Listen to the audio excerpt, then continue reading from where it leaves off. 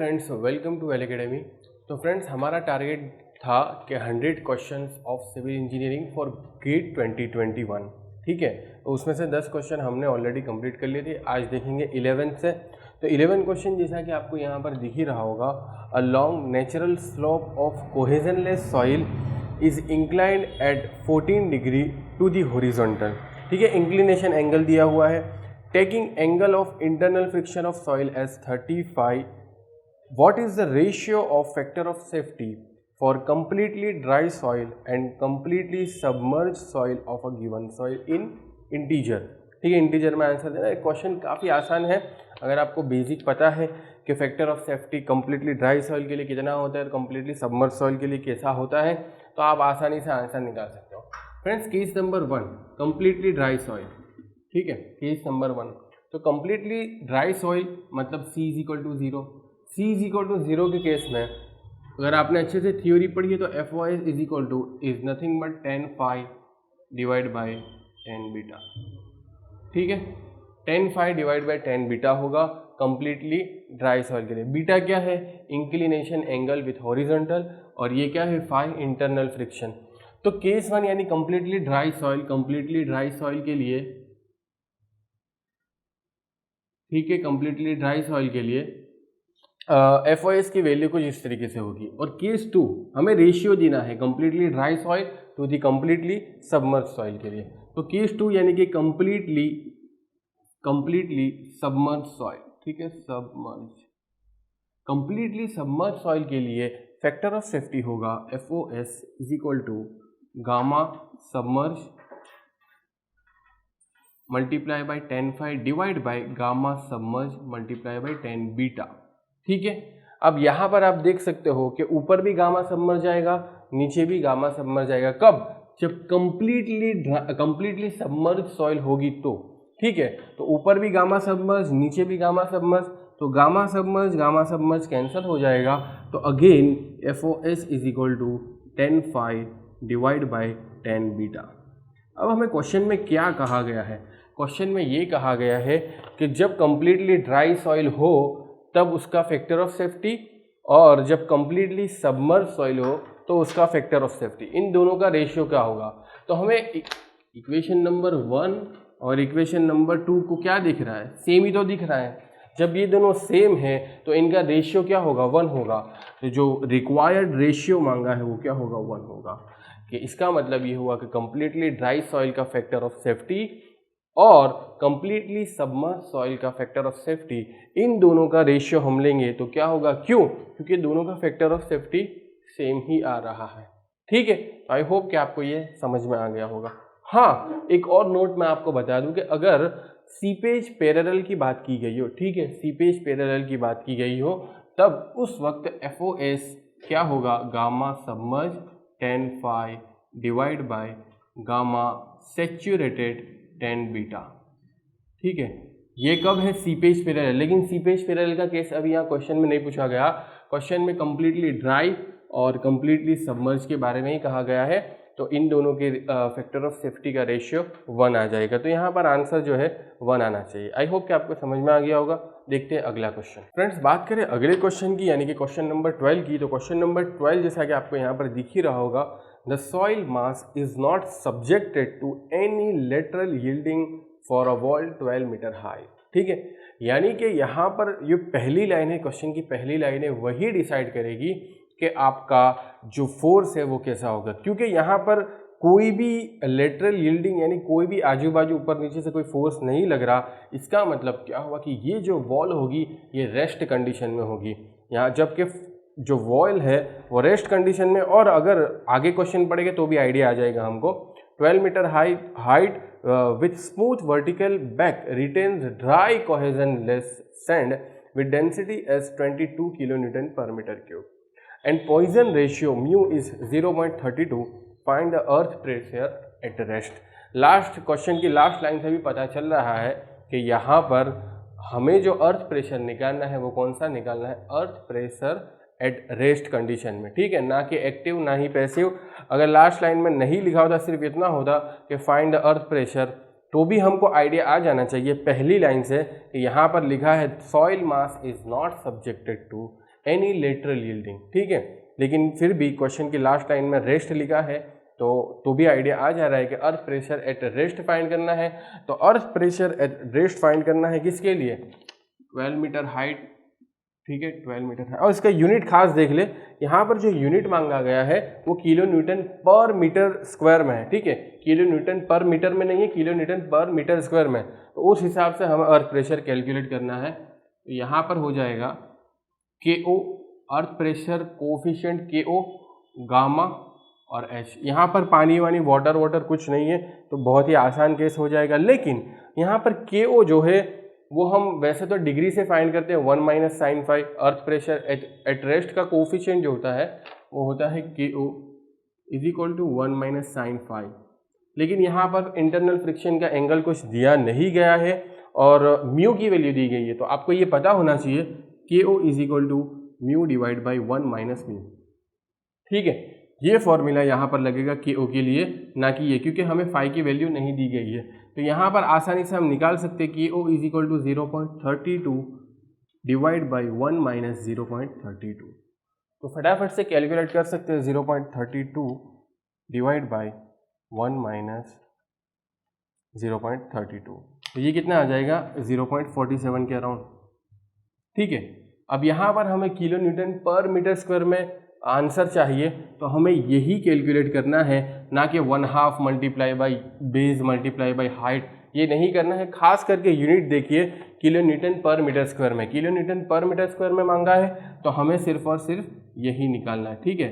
PO is equal to KO gamma H, तो ये है हमारे पास 0.47, गामा है हमारे पास 22 और हाइट है हमारे पास 12। तो आसानी से कैलकुलेट कर सकते हैं। सिर्फ एक ही ट्विस्ट था इसमें कि KO कैसे फाइंड करना है, बाकी और kilo newton per metre square वाला भी ध्यान रखना। बाकी तो क्वेश्चन काफ़ी आसान था। 22 मल्टीप्लाई बाई 12 ये हो जाएगा 124.23 अप टू 2 डेसिमल प्लेसेस। तो आप 23 और 25 कुछ भी लिख सकते हैं, उसमें आपकी रेंज में आंसर आ ही जाएगा, ठीक है। Kilo newton per metre square. अगर जिन्होंने यूनिट अच्छे से नहीं देखा तो वो क्या करेंगे, वो इसको फिर हाइट से मल्टीप्लाई करेंगे और 1/2 करेंगे, तो उस वक्त आंसर किस में आएगा, किलो न्यूटन पर मीटर में। लेकिन यहाँ पर kilo newton per metre square में मांगा है, तो यही सही आंसर होगा। आई होप कि क्वेश्चन नंबर 12 आपको समझ में आ गया होगा। देखते हैं अगला क्वेश्चन, क्वेश्चन नंबर 13। फ्रेंड्स, बात करें क्वेश्चन नंबर 13 की, तो क्वेश्चन नंबर 13 में दिया हुआ है a normally consolidated clay layer settle by 24.5 mm when the effective stress was increased from 20 to 40 kilonewton per meter square. The increase in settlement when the effective stress is increased from 48 to 96 kilonewton per meter square is dash. ये आपको बताना है कि कितना increase होगा जब effective stress के change होने से। अब पहला केस है, सबसे पहले तो हम यहाँ पर कई सारे अप्रोच लगा सकते हैं, क्योंकि सेटलमेंट बहुत सारी रीत से आपने सॉल्व कर सकते हैं और उसको फाइंड आउट कर सकते हैं। यहाँ पर मुझे जो तरीका ध्यान में आ रहा है वो है delta H is equal to CC divide by 1 plus E0 multiply by H log base 10 sigma dash divide by sigma 0 dash. ये सिग्मा डैश क्या है, सिग्मा डैश कितने लोग ये भी लिखते हैं डेल्टा सिग्मा प्लस सिग्मा, ये लिखो या ये लिखो, बात एक ही है, ठीक है। तो यहाँ पर ये अप्रोच मुझे ध्यान में आ रहा है। इससे मुझे क्या पता चल रहा है, इससे मुझे ये पता चलता है कि डेल्टा H जो है वो किसके प्रोपोर्शनल है, log base 10 sigma dash divide by sigma 0। तो अब यहाँ पर मेरे पास केस 1 में क्या हो रहा है, केस 1 में ये हो रहा है कि इंक्रीज कहाँ से कहाँ हो रहा है, 40 से 20 से 40 इंक्रीज हो रहा है, और केस 2 में 48 से 96 हो रहा है। तो ये जो इंक्रीमेंट की वजह से केस 2 में सेटलमेंट कितना इंक्रीज होगा, यानी कि ये जो इफेक्टिव अर्थ प्रेशर के इंक्रीमेंट की वजह से सेटलमेंट में कितना इंक्रीमेंट होगा, ये आपको बताना है। तो यहाँ पर केस 1 में हमारे पास हो रहा है delta H1 is equal to log base 10 sigma dash divide by sigma 0 dash divide by delta H2 is equal to log base 10 sigma dash divide by sigma 0 dash, ठीक है। अब यहाँ पर डेल्टा H1 कितना है, यह अभी मैं फाइंड आउट नहीं करता क्योंकि मुझे इंक्रीमेंट ही बताना है। तो मैं इसको क्या करता हूँ, वैसे तो वैल्यू दी है तो वैल्यू रख ही देता हूँ 24.5 mm, और ये हमें फाइंड आउट करना है delta H2 is equal to log base 10। अब फर्स्ट केस में क्या हो रहा है, फर्स्ट केस में 20 से 40 इंक्रीज हो रहा है, तो ऊपर आएगा 40 और नीचे आएगा 20। सेकेंड केस में क्या हो रहा है, 48 से 96 पर इंक्रीज हो रहा है, 48 नीचे आएगा क्योंकि 48 से इंक्रीज हो रहा है और 96 ऊपर आएगा। ठीक है, अब इसका सिंप्लीफिकेशन हम करेंगे, यहाँ हमें पता चलेगा कि डेल्टा H2, ठीक है, डेल्टा H2 उधर चले जाएगा। और यहाँ पर आप एक बात देखो तो ये क्या हो जाएगा, ये log 2 हो जाएगा, 40 डिवाइड बाई 20 तो ये हो जाएगा 2, तो log 2 नीचे क्या हो जाएगा 48 मल्टीप्लाई बाई 2 तो 96 होगा, तो नीचे भी क्या हो जाएगा log 2। कहने का मतलब ये कि डेल्टा H2 की वैल्यू भी कितनी आ जाएगी 24.5। ठीक है, क्योंकि ऊपर भी log 2 था नीचे भी log 2 था, तो log 2 कैंसिल हो जाएगा और डेल्टा H2 कितना आ जाएगा 24.5 mm। कहने का मतलब ये है कि delta H2 is nothing but delta H1, ये दोनों एक दूसरे के इक्वल है यानी कि बराबर है। तो अब इवन दो ये इफेक्टिव स्ट्रेस का जो इंक्रीज है, चेंज है, इसकी वजह से यहाँ पर सेटलमेंट में कोई फर्क नहीं आ रहा है, क्योंकि ऊपर जितना इंक्रीमेंट था नीचे भी उतना ही इंक्रीमेंट है। इस वजह से delta H2 is equal to delta H1। तो हमें आंसर क्या देना है, the increase in settlement when the effective stress is increase from 48 to 96 is 0 mm। Answer आएगा 0 mm, क्योंकि कुछ इंक्रीज नहीं होना, जैसा कि हमने यहाँ पर समझ लिया कि delta H2 is equal to delta H1, तो अब यहाँ पर कुछ इंक्रीज नहीं होगा। तो आई होप कि आपको ये क्वेश्चन भी समझ में आ गया होगा। क्वेश्चन काफ़ी आसान था, सिर्फ उसको समझना था कि कहा क्या गया है और उसको कैसे अप्रोच करना है, ये मैंने आपको यहाँ पर बताया। फ्रेंड्स देखते हैं अगला क्वेश्चन। फ्रेंड्स बात करें अगले क्वेश्चन की, तो अगला क्वेश्चन है एनवायरमेंटल इंजीनियरिंग से, क्योंकि हम क्या देख रहे हैं 100 क्वेश्चन ऑफ सिविल इंजीनियरिंग। तो अभी तक 13 क्वेश्चन तक तो हम जियो टेक्निकल पर ही अटके हुए थे, क्योंकि जियो टेक्निकल का सबसे ज़्यादा वेटेज है। तो 13 क्वेश्चन तक तो हमने जियो टेक्निकल अच्छे से देखा और आई होप कि जियो टेक्निकल वाला पोर्शन आपको क्लियर हो गया होगा। जितने भी क्वेश्चन हमने देखे वो सारे टॉपिक आपको क्लियर हो गए होंगे। अब 14 से हम स्टार्ट करते हैं एनवायरमेंटल इंजीनियरिंग। ये भी काफ़ी अच्छा सब्जेक्ट है, इसका भी वेटेज काफ़ी ज़्यादा है। इसके क्वेश्चन देख लेते हैं। क्वेश्चन जैसा क्वेश्चन नंबर 14 आपको दिख ही रहा होगा, in a water treatment plant of village one rapid sand filter unit is installed after sedimentation tank if the design loading rate of the filter is 500 meter cube per meter square day while flow rate is 0.35 meter cube per second. Determine the number of filters are required for operating RSF यानी कि rapid sand filter if the surface area per filter box is 25 meter square। ठीक है, अब यहाँ पर एक बात मत भूलना कि नोट जो लिखी है उसको पढ़ना मत भूलना। नोट लिखी है consider one additional filter for proper operation and maintenance. तो धीरे धीरे क्वेश्चन को अप्रोच करेंगे। Question typical GATE type question है, ठीक है, तो इसको हम कैसे अप्रोच करेंगे देखेंगे। सबसे पहले तो हमें यहाँ पर क्या दिया गया है, design loading rate. Design loading rate कितना दिया गया है, 500 मीटर क्यूब पर स्क्वायर। अब कहने का मतलब ये है कि ये क्या है, 500 मीटर पर डे। ठीक है, इसको मैं सरफेस ओवरफ्लो रेट भी कह सकता हूँ। ठीक है, सरफेस ओवरफ्लो VS। अब यहाँ पर ये मेरे पास कौन सा यूनिट है, 500 मीटर पर डे। अब मुझे अगर सरफेस एरिया निकालना है, सरफेस एरिया, तो ऑब्वियस बात है कि Q डिवाइड बाई VS करूँगा तो ही सरफेस एरिया मिलेगा। लेकिन यहाँ पर Q का जो मेरे पास यूनिट है वो है मीटर क्यूब पर सेकंड। Q जो दिया गया है, Q दिया गया है 0.35 मीटर क्यूब पर सेकंड। जब ये मीटर क्यूब पर सेकंड में है तो इसे भी मुझे पर सेकंड में कन्वर्ट करना पड़ेगा। तो बहुत ही आसान है, ये तो बहुत ही आसान है। क्या करूँगा मैं, 500 डिवाइड बाई 24 मल्टीप्लाई बाई 3600, तो ये हो जाएगा पर सेकंड में। तो AS, ठीक है, सरफेस एरिया कितना आ रहा है, टोटल सरफेस एरिया यहाँ पर जो आएगा वो टोटल सरफेस एरिया आएगा। टोटल सरफेस एरिया कितना आ रहा है, 0.35 डिवाइड बाई 500। अब ये नीचे और डिवीजन में तो मल्टीप्लिकेशन में चले जाएगा, 24 मल्टीप्लाई बाई 3600, तो ये आ जाएगा 60.48 मीटर स्क्वायर।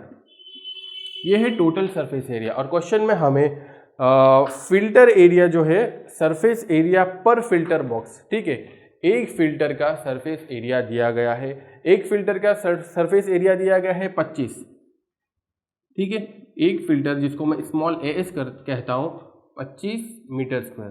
तो नंबर ऑफ फिल्टर अगर मुझे निकालने हो तो काफ़ी आसान है, कैपिटल AS स्मॉल s, तो ये हो जाएगा 60.48 डिवाइड बाई 25। तो कितना आंसर आ रहा है, ये नंबर ऑफ फिल्टर निकल जाएंगे 2.419। अब 2.419 फिल्टर तो हम प्रोवाइड नहीं कर सकते, तो अपर इंटीजर की तरफ ही जाएंगे, तो n is equal to 3। Number of filter कितने होंगे, 3। लेकिन जैसा कि मैंने कहा कि लास्ट लाइन कभी भी क्वेश्चन का एक बार पढ़ना मत भूलना, एक बार पढ़ ही लेना और आंसर आ जाने के बाद भी क्वेश्चन का लास्ट लाइन जो है वो एक बार पढ़ लेना कि क्या मांगा हुआ है, जो मांगा हुआ है वही निकाला है, लास्ट में कुछ इन्होंने ट्विस्ट तो नहीं कर दिया। नोट क्या लिखी है, consider 1 additional filter for proper operation and maintenance. अच्छे से ऑपरेशन और मेंटेनेंस के लिए एडिशनल फिल्टर यहाँ पर मांगा हुआ है, ठीक है। तो यहाँ पर नंबर ऑफ फिल्टर 3 तो आ गए, लेकिन एक और फिल्टर हमें ऐड करना है, तो यहाँ हो जाएगा 3+1। तो एक्चुअल जो हमें प्रोवाइड करने हैं नंबर ऑफ फिल्टर्स वो कितने होंगे, 4। और यहाँ पर ऑप्शन भी दिए हुए हैं, ऑप्शन से भी आसानी से आइडिया आ जाता है, क्योंकि ऑप्शन इतने पास नहीं है। 3 तो ऑप्शन है ही नहीं, ठीक है, और 2 तो हो ही नहीं सकता, क्योंकि यहाँ पर ही 2 से ज़्यादा वैल्यू आ रही, तो 3 तो हो ही नहीं सकता, और एक एडिशनल प्रोवाइड करना है, तो 3+1। तो हमारा एक्चुअल और राइट करेक्ट आंसर क्या होगा, n इज इक्वल टू 4, यानी कि 4 फिल्टर हमें प्रोवाइड करने पड़ेंगे इस पर्टिकुलर केस में। देखते हैं फ्रेंड्स अगला एग्जांपल। फ्रेंड्स अगला एग्जांपल देखते हैं, क्लोरोफ्लोम CHCl3 concentration in a factory passage was observed as 0.9 microgram पर मीटर क्यूब। जैसा कि आपको सारी वैल्यू पूरा क्वेश्चन इधर दिख ही रहा होगा। At a temperature of 301 kelvin and 1 atmosphere pressure the concentration express in parts per trillion volume basis PPTV parts per trillion volume is equal to. आपको यहाँ पर कॉन्सेंट्रेशन निकालना है, लेकिन यहाँ पर पार्ट्स पर मिलियन नहीं पूछा, पार्ट्स पर बिलियन नहीं पूछा, पार्ट्स पर ट्रिलियन पूछा है। तो यहाँ पर आपको थोड़ा सा अच्छा क्या बोलते हैं, उस कॉन्सेंट्रेशन करना पड़ेगा कि सही आंसर आ जाए, ठीक है। और आपको थोड़ा बहुत कैलकुलेशन भी पता होना चाहिए कि पार्ट्स पर ट्रिलियन के लिए कितने जीरो आ जाए, कितना मल्टीप्लाई करना पड़ता है, पार्ट्स पर बिलियन के लिए कितना मल्टीप्लाई करना पड़ता है। थोड़ा बेसिक नॉलेज भी आपका यहाँ पर रिक्वायर्ड है। सबसे पहले तो क्वेश्चन की तरफ आगे बढ़ते हैं। क्वेश्चन में ऑब्वियस बात है कि हमें फॉर्मूला लगाना है PV is equal to NRT, ठीक है, ये तो काफ़ी पॉपुलर फॉर्मूला है, PV is equal to NRT। अब यहाँ पर P जो है वो 1 एटमॉस्फेयर दे दिया गया है, वॉल्यूम यही तो हमें फाइंड करना है, वॉल्यूम यही तो हमें फाइंड करना है। N की वैल्यू क्या होगी, N की वैल्यू होगी given weight divide by molar weight. Molar weight के लिए हम क्या करेंगे, कौन सा यहाँ पर है, CHCl3 यूज हुआ है ना, तो CHCl3 का मोलर वेट कितना होगा, इज इक्वल टू C के लिए 12, H के लिए 1, Cl3 है, Cl के लिए 35.5 हम यूज़ करते हैं, और यही रिकमेंडेड है 35.5 मल्टीप्लाई बाई 3, तो ये कितना हो जाएगा 119.5। क्या हो जाएगा, इसका यूनिट क्या होगा, ग्राम पर लीटर, ठीक है। ये हो जाएगा 112 + 1 + 35.5 मल्टीप्लाई बाई 3, 119.5, ठीक है। तो ये हमने यहाँ पर यूज़ कर लिया। अब यहाँ पर इसको मैं थोड़ा इस तरीके से लिख दूँ, 1 multiply by V is equal to 0.9 दिया है ना माइक्रोग्राम। अब माइक्रोग्राम दिया गया है तो 10⁻³ करूँगा, और नीचे तो ऑलरेडी ग्राम में है, तो ये हो जाएगा 119.5, ठीक है। मल्टीप्लाई बाई R की वैल्यू क्या दी गई है, R की वैल्यू यहाँ पर गिवन है 8.205 मल्टीप्लाई बाई 10⁻⁵, 8.205 मल्टीप्लाई बाई 10⁻⁵। और T ये हमेशा ध्यान रखना, ये तो केल्विन में यहाँ पर दिया हुआ है, अगर सेल्सियस में दिया होता तो आपको केल्विन में कन्वर्ट करना ज़रूरी होता। T इस फॉर्मूले में यहाँ पर, क्योंकि R का जो यूनिट देखोगे तो ATM atmosphere metre cube divide by mole और केल्विन, ठीक है, तो केल्विन में लेना ज़रूरी है। और क्योंकि हमें तो यहाँ पर डायरेक्टली केल्विन में दिया है, तो 301 हम डायरेक्टली ले सकते हैं। तो ये हो जाएगा हमारा। अब यहाँ पर हमें वॉल्यूम फाइंड करना है। अभी जो वॉल्यूम हमें मिलेगा ये किस में मिलेगा, ये अगर ये जो वॉल्यूम है अगर ये हमें पार्ट्स पर मिलियन में चाहिए, तो इसे हम 10⁶ से मल्टीप्लाई करेंगे। 10⁶ से मल्टीप्लाई करें तो 10⁶ से मल्टीप्लाई करेंगे तो यहाँ कैंसिल हो जाएगा। 10⁶ से मल्टीप्लाई करेंगे तो ये 10⁻⁻6 और 10⁶ ये दोनों कैंसिल हो जाएंगे। तो अभी जो हमें वॉल्यूम मिलने जा रहा है वो किस में मिलेगा, पार्ट्स पर मिलियन। ठीक है, तो 0.9 divide by 119.5 multiply by 8.205 multiply by 10⁻⁻5 multiply by 301। तो अभी जो आंसर आ रहा है वो है 1.8600 10⁻⁻4 पार्ट्स पर मिलियन। हमें आंसर चाहिए पार्ट्स पर ट्रिलियन में। तो अभी तो हमें एक और स्टेप आगे बढ़ना है, उसके बाद एक और स्टेप आगे बढ़ना है। अगर इसके अंदर मैं 10⁻³ मल्टीप्लाई करूंगा तो मुझे आंसर मिलेगा पार्ट्स पर बिलियन में। ठीक है, एक और 10⁻³ मल्टीप्लाई करूंगा, 10⁻³ मल्टीप्लाई करूंगा तो मेरा आंसर आ जाएगा पार्ट्स पर बिलियन में।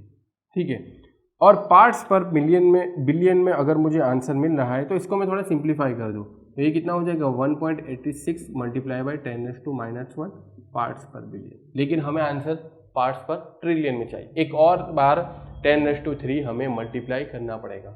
एक और बार 10⁻³ मल्टीप्लाई करते हैं तो 1.86 10⁻⁻1 मल्टीप्लाई बाई 10⁻³ तो अब हमें जाकर मिलेगा पार्ट्स पर ट्रिलियन में और हमारा फाइनल आंसर होगा 186 ppt। ठीक है, तो फाइनल आंसर आएगा पार्ट्स पर ट्रिलियन। हमेशा ध्यान रखना कि पार्ट्स पर मिलियन के लिए 10⁻6 मल्टीप्लाई करेंगे, पार्ट्स पर बिलियन के लिए 10⁻9 और पार्ट्स पर ट्रिलियन के लिए 10⁻12।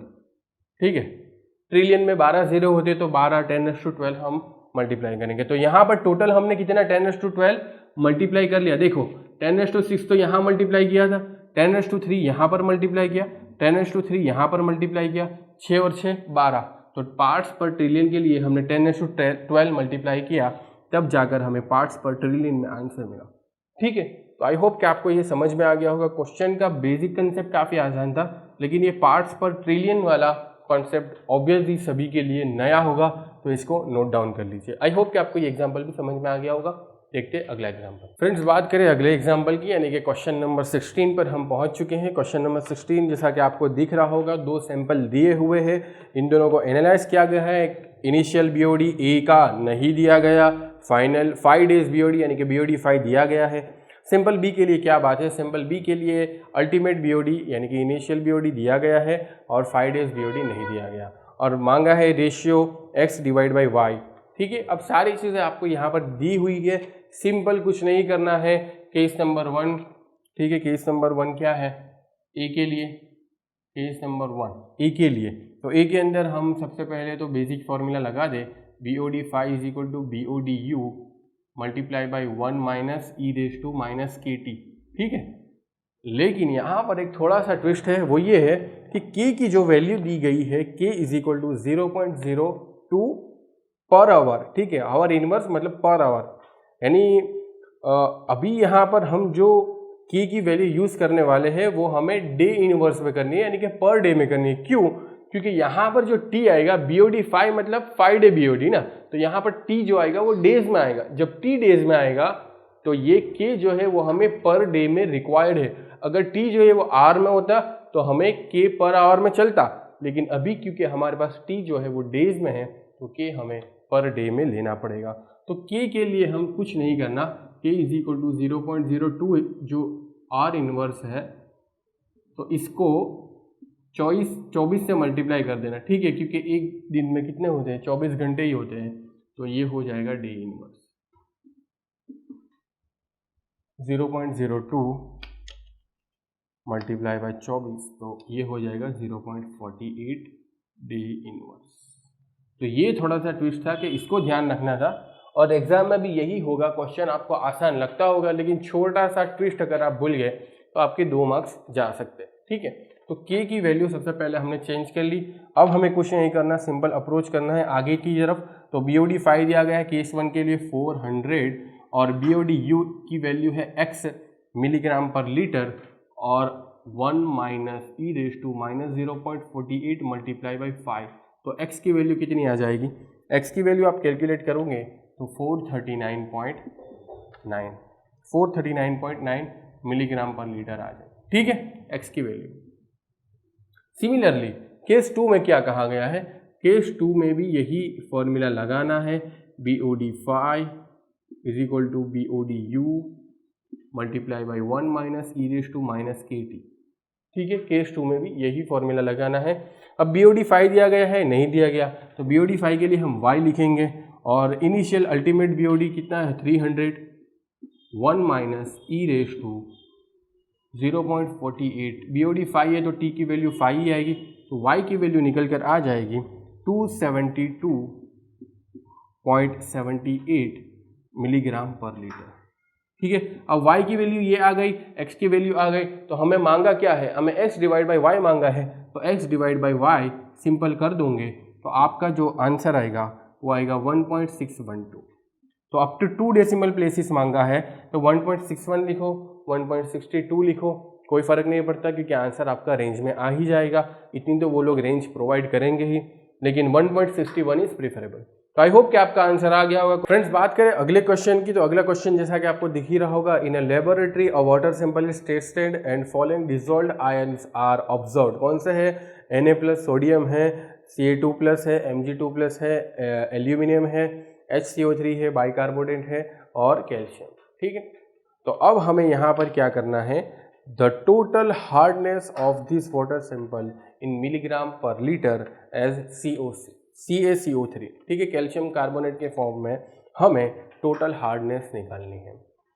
तो टोटल हार्डनेस का मतलब, सबसे पहले तो हार्डनेस किसकी कैलकुलेट होती है? यहाँ जितने भी आयन दिए उससे हमें कोई फर्क नहीं पड़ता जब तक कि वो मल्टीवैलेंट ना हो। हार्डनेस अगर आप टॉपिक पढ़ोगे तो वहाँ पर क्लियरली स्पेसिफाई किया होता है कि हार्डनेस मल्टीवैलेंट आयन, यानी कि जिसके लिए n ग्रेटर देन 1 हो, ठीक है, ग्रेटर देन 1 हो, उसके लिए ही हार्डनेस हम फाइंड करेंगे। और वही हार्डनेस इंड्यूस करते हैं आयन जो n ग्रेटर देन 1 यानी कि मल्टीवैलेंट होते हैं, वही हार्डनेस इंड्यूस करते हैं। तो सबसे पहले जब भी इस तरीके से क्वेश्चन है तो सबसे पहले देख लो कि मल्टीवैलेंट कौन है। अगर मल्टीवैलेंट हमें मिल जाएंगे उनके लिए ही हम हार्डनेस का कैलकुलेशन करेंगे, क्योंकि एक्चुअल में वही हार्डनेस इंड्यूस करते हैं। तो अब यहाँ पर क्या है? Ca2+ मल्टीवैलेंट है, n ग्रेटर देन 1, 2 है ना, तो ग्रेटर देन 1 ही हुआ 2। Mg2+ ये भी हार्डनेस इंड्यूस करेगा, Na+ नहीं करेगा क्योंकि वो +1 ही है, वो मल्टीवैलेंट नहीं कहेंगे। ठीक है, एक से ज़्यादा उसका वैलेंसी होगा और वो भी पॉजिटिव में, तो हम उसे मल्टीवैलेंट कहेंगे। Al3+ ये भी करेंगे क्योंकि ये तो 3+ है, तो ऑब्वियस बात है कि एल्यूमिनियम की वजह से भी हार्डनेस इंड्यूस होगी। HCO3-1 हार्डनेस इंड्यूस नहीं करेंगे, ये क्या इंड्यूस करेंगे? अल्कलिनिटी। ठीक है, Cl-1 इससे भी कुछ नहीं होगा क्योंकि ये मल्टीवैलेंट नहीं है। तो यहाँ पर हमें फोकस करना है मैग्नीशियम, कैल्शियम और एल्यूमिनियम, 3 आयन पे फोकस करना है क्योंकि यही 3 हार्डनेस इंड्यूस करेंगे। तो अब काफ़ी आसान इसका फॉर्मूला है टोटल हार्डनेस। ऊपर जो लिखूंगा वो गिवन वेट ऑफ आयन जो उसका दिया हुआ होगा, ठीक है, डिवाइड बाय इक्विवेलेंट वेट, उसका जो इक्विवेलेंट होगा वो multiply by equivalent weight of CaCO3, क्योंकि हमें हार्डनेस किसके फॉर्म में चाहिए? एज CaCO3 लिखा हुआ है।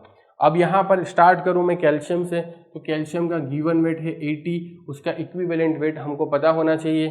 क्या है equivalent weight? 20 multiply by equivalent weight of CaCO3, equivalent weight of CaCO3 50 plus, अब यहाँ पर Mg2+ 60 दिया हुआ है, उसका इक्विवेलेंट है वेट है 12, और यहाँ पर CaCO3 का इक्विवेलेंट वेट होगा 50। ठीक है, अभी एल्यूमिनियम की बात है। एल्यूमिनियम है 6 मिलीग्राम पर लीटर। यहाँ पर इक्विवेलेंट वेट इसका क्या होगा मुझे नहीं आइडिया आ रहा, जिसका आइडिया नहीं आया तो साइड पर कैलकुलेट कर लो। एल्यूमिनियम इक्विवेलेंट वेट है क्या actually? Equivalent weight is nothing but ratio of molar weight divide by valency. ठीक है, यहाँ पर मोलर वेट लिखूंगा मैं और नीचे क्या लिखूंगा, वैलेंसी। ठीक है, अब इसका मोलर वेट कितना है, एल्यूमिनियम का 27। ये सारी बेसिक चीजें आपको पता होनी चाहिए। एल्यूमिनियम के लिए 27 ग्राम पर लीटर, ग्राम पर लीटर। अब यहाँ पर वैलेंसी कितना होगा इसका, वैलेंसी हो जाएगा 3। Al 3+ आता है ना, तो जो 3+ में 3+3 है वही वैलेंसी इसका बन जाएगा। तो 3 यहाँ से हो जाएगा 9। तो इसका इक्विवेलेंट वेट कितना होगा, इक्विवेलेंट वेट कितना होगा 9। तो इक्विवेलेंट वेट यहाँ पर लिख दो, यहाँ पर 50। ठीक है, ये सारा हमने कैलकुलेट कर लिया। ये पूरा कैलकुलेट करोगे तो अब यहाँ पर आंसर आपका आ जाएगा 483.33 मिलीग्राम पर लीटर। यहाँ पर ये जो यूनिट है वो ऊपर गिवन वेट वाले जो यूनिट है उसके अकॉर्डिंग ही आएगा, क्योंकि इसका ये भी इक्विवेलेंट वेट है, ये भी इक्विवेलेंट वेट है, ये दोनों का यूनिट तो कैंसिल ही हो जाएगा। तो बचा जो आंसर है वो जो गिवन वेट है उसके ही यूनिट में आएगा। तो यहाँ पर टोटल हार्डनेस क्या होगी, 483.33 मिलीग्राम पर लीटर। काफ़ी आसान क्वेश्चन था यहाँ पर, लेकिन थोड़ा सा ध्यान रखना था कि मोलर वेट एल्यूमिनियम के लिए कैसे फाइंड करना है, और एल्यूमिनियम भी हार्डनेस इंड्यूस करेगा क्योंकि वो मल्टीवेलेंट आयन है। देखते हैं फ्रेंड्स अगला एग्जाम्पल, यानी कि क्वेश्चन नंबर 18। फ्रेंड्स बात करें क्वेश्चन नंबर 18 की, तो क्वेश्चन नंबर 18 में क्या दिया गया है, एक इक्वेशन दिया गया है OCl प्लस H+। ठीक है, यानी एक रिएक्शन दिया गया है जिस HOCl जो बनता है उसका रिएक्शन है सिंपल, और गिवन pH जो है वो pH = 7.9 गिवन है। रेसिडुअल क्लोरीन जो है वो 1.5 milligram per litre as Cl2 given है। Determine the concentration of OCl minus in water mole per litre. ठीक है, काफ़ी टिपिकल गेट क्वेश्चन है, इससे पहले भी गेट में आ चुका है तो आपको आना चाहिए, काफ़ी इजी क्वेश्चन है। क्या करना है, सबसे पहले तो K = ठीक है, यहाँ पर आ जाएगा HOCl फॉरवर्ड रिएक्शन, और यहाँ आ जाएगा H+, यहाँ आ जाएगा OCl माइनस। ठीक है, अब यहाँ पर pH की वैल्यू 7.9 गिवन है, pH = -log H+, ये सभी को पता है, pH = -log H+, pH = 7.9 given है, -log H+। तो H की वैल्यू क्या होगी, 10⁻⁻7.9। सिंपल, H+ की वैल्यू क्या होगी, 10⁻⁻7.9 मोल पर लीटर। ठीक है, चलो ये तो हो गया। अब यहाँ पर हम ये प्रोसीजर में आगे बढ़ते हैं कि K की वैल्यू हमें क्या दी गई है। K की वैल्यू हमें दी गई है 10⁻7.9, 10⁻7.9। HOCl नहीं पता, H+ हमें पता है 10⁻⁻7.9, और मल्टीप्लाई बाय OCl माइनस। तो कहने का मतलब है कि यहाँ से निकल कर आ जाएगा HOCl = OCl माइनस, यानी OCl माइनस और HOCl का कॉन्सेंट्रेशन सेम है। इतना हमें यहाँ से अभी तक पता चला। अब आगे हम प्रोसीजर करेंगे तो एक और इन्फॉर्मेशन दी है, residual chlorine = 1.5 milligram per litre. तो रेसिडुअल क्लोरीन किसको कहते हैं आपको पता होना चाहिए, it is summation of OCl minus plus HOCl। ये कितना है रेसिडुअल क्लोरीन का कॉन्सेंट्रेशन, 1.5 मिलीग्राम पर लीटर। लेकिन क्योंकि OCl और HOCl एक ही है तो मैं HOCl की जगह OCl माइनस लिख सकता हूँ। क्यों ऐसा करूँगा मैं, क्योंकि मुझे concentration of OCl minus find करना है, ना कि HOCl फाइंड करना है। ठीक है, OCl माइनस फाइंड करना है तो OCl माइनस प्लस HOCl की जगह में OCl लिख सकता हूँ, = 1.5 मिलीग्राम पर लीटर।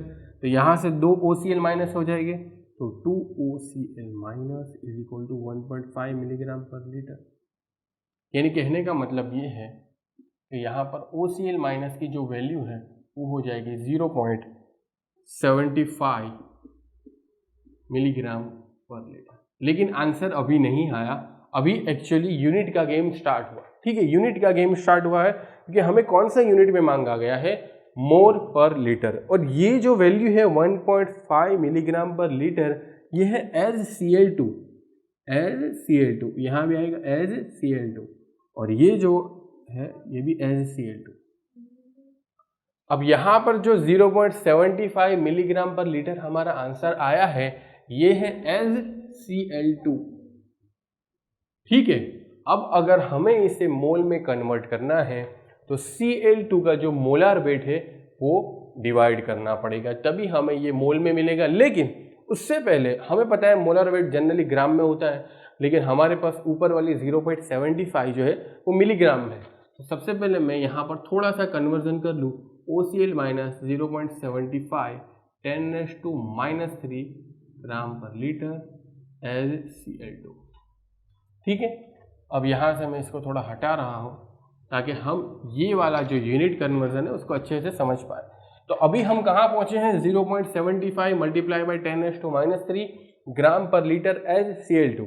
अभी मैंने क्या कहा कि अगर मुझे मोल में आंसर चाहिए तो Cl2 का जो मोलर वेट है वो डिवाइड करना पड़ेगा। तो OCl minus is equal to 0.75 multiply by 10⁻³ Cl2 35.5 multiply by 2 71, तो ये हो जाएगा मोल पर लीटर, ठीक है। अब ये हम डिवाइड करेंगे तो आंसर कितना आ जाएगा, OCl माइनस का आंसर आ जाएगा 1.056 multiply by 10⁻³ mole per litre. तो आपको क्वेश्चन तो काफ़ी आसान था, लेकिन यहाँ पर जो कन्वर्जन है यहाँ पर बहुत सारे लोग गलती करते हैं, खास करके जो नए हैं, जो थर्ड ईयर वाले हैं, उनको तो अच्छे से समझना चाहिए कि ये सारा जो कन्वर्जेशन हो रहा है ये कैसे हो रहा है, क्योंकि इस बार तो थर्ड ईयर वाले भी अपीयर करेंगे, तो उनके लिए ये सारी चीज़ नहीं होगी। जो पुराने हैं उनको तो पता ही है कि भाई गेट इस तरीके से यूनिट में खेलता है, तो यूनिट में हमें थोड़ा सा ध्यान रखना है। तो हमारा आंसर क्या होगा, OCl minus 1.056 multiply by 10⁻³ I hope कि आपको ये एग्जाम्पल भी काफ़ी कुछ सिखा कर गया होगा। देखते हैं अगला एग्जाम्पल। फ्रेंड्स, बात करें अगले एग्जाम्पल की, तो अगला एग्जाम्पल है a waste water sample having MLSS यानी कि mix liquor suspended solid concentration of 300 milligram per liter and ml NVSS mixed liquor non-volatile suspended solid concentration of 190 milligram per liter is flowing at a steady rate of 2.5 meter cube per day through detention tank of dimension 2 multiply by 6 multiply by 2, सारे dimension metre में है। If contents of the tank are well mix, ये बहुत ही important line है। If contents of the tanks are well mix यानी completely mix condition की बात हो रही है, the outlet concentration in milligram per litre is consider decay constant as 0.15 per day. अब ये जो क्वेश्चन है ये बहुत सारे लोगों के लिए नया होगा, इवन तो आपने एनवायरमेंटल इंजीनियरिंग पढ़ लिया है तो भी। क्यों नया होगा, क्योंकि इसमें एक बहुत डीप लर्निंग चाहिए। कंप्लीटली मिक्स फ्लो के लिए कौन सा इक्वेशन हम यूज़ करते हैं और आउटलेट कॉन्सेंट्रेशन कैसे निकालना है ये आपको पता होना चाहिए। कब पता होगा, जब आपने थ्योरी अच्छे से पढ़ी है और क्वेश्चन को अच्छे से समझा है, ठीक है। ये दोनों बात यहाँ पर रिक्वायर्ड है। लेकिन अगर आपको नहीं पता, क्वेश्चन पहली बार देख रहे हो इस तरीके से, आप यहाँ पर देख लीजिए। कंप्लीटली मिक्स फ्लो के लिए आपको पता होना चाहिए कि outlet concentration CE is equal to C0 divide by 1 plus KT, ठीक है। और यहाँ पर C0 जो है इनिशियल कॉन्सेंट्रेशन, ये है MLVSS mix liquor volatile suspended solid MLVSS, और यहाँ पर हमें MLVSS की डायरेक्ट वैल्यू नहीं दी गई है, तो आपको पता होना चाहिए MLSS mix liquor suspended solid is equal to mix liquor volatile suspended solid plus mix liquor non volatile suspended solid, ठीक है। ये आपको पता होना चाहिए, नहीं पता तो नोट डाउन कर लीजिए। तो ये हमें दिया गया है 300 मिलीग्राम पर लीटर। MLNVSS दिया गया है, MLVSS तो नहीं दिया गया, MLNVSS कितना दिया गया है 190 मिलीग्राम पर लीटर। तो यहाँ से हम निकाल सकते हैं MLVSS 300 माइनस 190, 300 माइनस, तो ये कितना हो जाएगा 110 मिलीग्राम पर लीटर। तो MLVSS हो जाएगा 110 मिलीग्राम पर लीटर।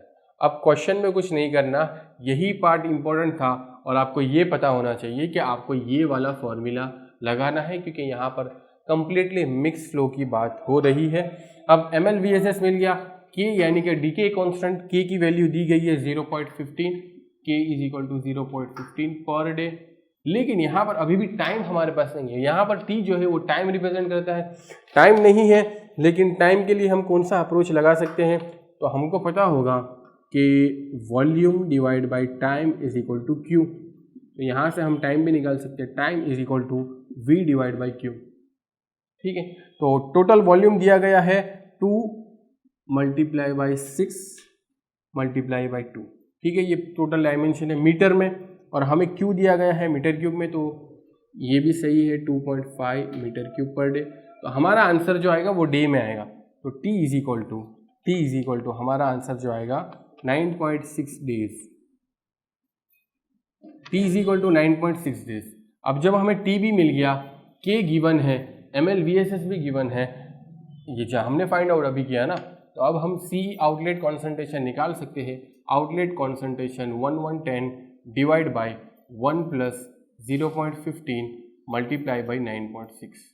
तो आउटलेट कॉन्सेंट्रेशन की जो वैल्यू है वो निकल कर आ जाएगी 45.08 milligram per litre. 45.08 milligram per litre. Question काफ़ी यूनिक था, थोड़ा आपको अलग भी लगा होगा। जिन लोगों को नहीं पता उनको नोट डाउन करना चाहिए, जिन लोगों को पता है तो उनकी प्रिपरेशन अच्छी चल रही है। देखते हैं फ्रेंड्स अगला एग्जाम्पल। फ्रेंड्स बात करें अगले एग्जाम्पल की, यानी कि क्वेश्चन नंबर 20 की। तो क्वेश्चन नंबर 20 आपको दिख ही रहा होगा। In a filter media the depth of filter bed, porosity and specific gravity of sand grains are 0.8 metre, 0.4 and 2.6 respective.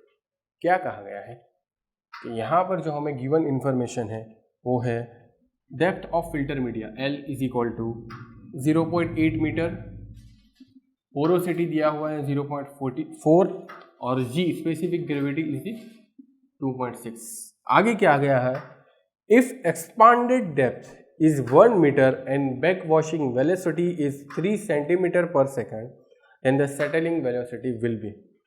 Centimetre पर सेकंड में आंसर देना है, सेटलिंग वेलोसिटी। अब ये जो क्वेश्चन पूछा गया है ये ऐसे टॉपिक से पूछा गया है जो काफ़ी अंडररेटेड है, बहुत सारे लोग नहीं पढ़ते। ठीक है, क्योंकि बैक वॉशिंग वाला जो टॉपिक है उससे क्वेश्चन इतने सारे नहीं आते, लेकिन रिसेंटली 2019 में भी एक क्वेश्चन ये टॉपिक पर पूछा गया था। तो आपको ये टॉपिक भी प्रिपेयर करना चाहिए, इसके भी काफ़ी अच्छे चांसेस है, क्योंकि अंडररेटेड टॉपिक है। अब उनको एक नया क्वेश्चन अच्छे से फ्रेम करना होगा, तो वो ऐसे ही टॉपिक से फ्रेम करेंगे जहाँ से वो चेक कर सके कि किसने कितना पढ़ा है। यहाँ पर हम बात करें तो एक्सपांडेड डेप्थ जो है वो 1 मीटर।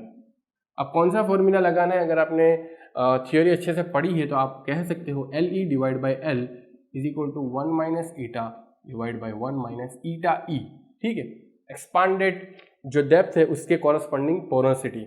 अब ये मैं लिख सकता हूँ is equal to 1 minus eta 1 minus VB divide by VS 0.22। I am sure कि बहुत सारे लोगों को ये फॉर्मूला पता ही नहीं होगा।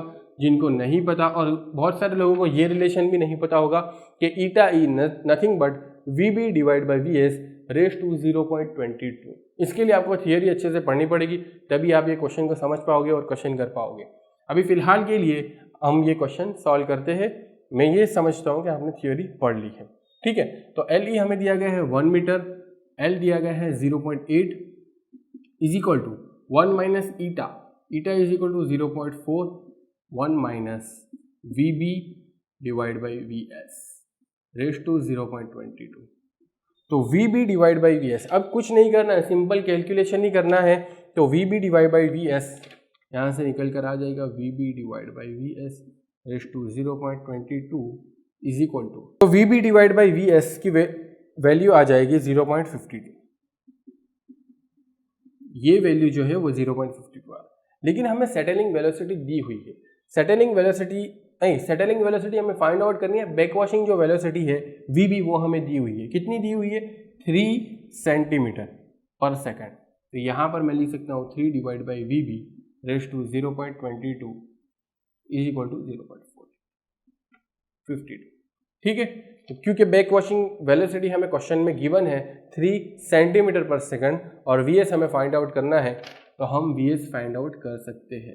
VB गिवन है 3 सेंटीमीटर पर सेकंड। अब काफ़ी आसान है, वी एस हम आसानी से कैलकुलेट कर सकते हैं। ठीक है, वी एस की वैल्यू आ जाएगी 58.61 सेंटीमीटर। यहाँ पर कैलकुलेशन में इतना कुछ खास नहीं था, खास तो इतना था कि आपने ये टॉपिक पढ़ा है या नहीं पढ़ा। अगर ये टॉपिक पढ़ा है तो इसके कॉरस्पॉन्डिंग ये वाला फॉर्मूला आपको पता है, ये वाला फॉर्मूला पता है, तो ये क्वेश्चन काफ़ी आसान आपके लिए हो सकता था। ठीक है, तो आई होप कि आपने ये क्वेश्चन नोट डाउन कर लिया होगा, काफ़ी इंपॉर्टेंट क्वेश्चन था। और देखते हैं फ्रेंड्स अगली वीडियो में अगले एग्जाम्पल। Thank you.